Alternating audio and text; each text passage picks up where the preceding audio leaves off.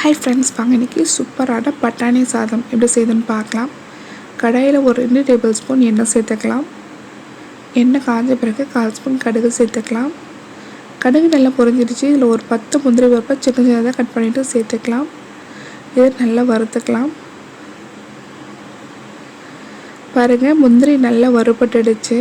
இந்த அளவுக்கு நல்லா வறுபடணும். இப்போ இதில் ஒரு 5-6 சின்ன வெங்காயம், கொஞ்சமாக கருவேப்பிலையும் பொடியாக கட் பண்ணிவிட்டு சேர்த்துக்கலாம். 1 ஸ்பூன் இஞ்சி பூண்டு விழுது சேர்த்துட்டு நல்லா வதக்கி விட்டுக்கலாம். இஞ்சி பூண்டு வெங்காயம் நல்லா பச்சை வாசனை போகிற அளவுக்கு வதக்கி விட்டுக்காங்க. ஒரு 2 நிமிஷம் நல்லா வதக்கி விடுங்க. இதில் நான் தக்காளி எதுவும் சேர்க்கலை, நீங்கள் வேணும்னா சேர்த்துக்கங்க. பாருங்கள், வெங்காயம் இஞ்சி பூண்டு எல்லாமே நல்லா வதங்கிடுச்சு. இந்த அளவுக்கு நல்லா வதங்கி வரணும். இப்போ இதில் நம்ம வேக வச்சுருக்க பச்சை பட்டாணி சேர்த்துக்கலாம். இது கூட மஞ்சள் தூள், கரம் மசாலா, சோம்புத்தூள், மிளகுத்தூள், மிளகாய்த்தூள் 1/4 ஸ்பூன், உப்பு தேவையான அளவுக்கு சேர்த்துட்டு நல்லா வதக்கி விட்டுக்கலாம். மசாலா எல்லாமே நல்லா பச்சை வாசனை போகணும். நல்லா வதக்கி விடுங்க. தட்டு போட்டு போட்டு ஒரு 2 நிமிஷம் வேக விடலாம்.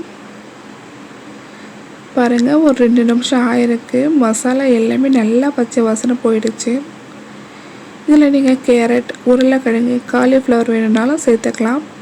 நான் சாதத்தை நல்லா உதிரியாக வடித்து வச்சுருக்கேன். இப்போ இதை சேர்த்துக்கலாம். இது கூட கொஞ்சமாக கொத்தமல்லி, புதினா சேர்த்துக்கலாம். ஒரு 1/2 ஸ்பூன் நெய் சேர்த்துக்கலாம். நல்லா கிளறி விட்டுக்கலாம். கடைசி நெய் சேர்க்கறதுனால நல்லா வாசனையாகவும் டேஸ்ட்டாகவும் இருக்கும். பாருங்கள், நல்லா கிளறி விட்டாச்சு. சூப்பரான நல்ல மணக்க பட்டாணி சாதம் தயாராகிடுச்சு.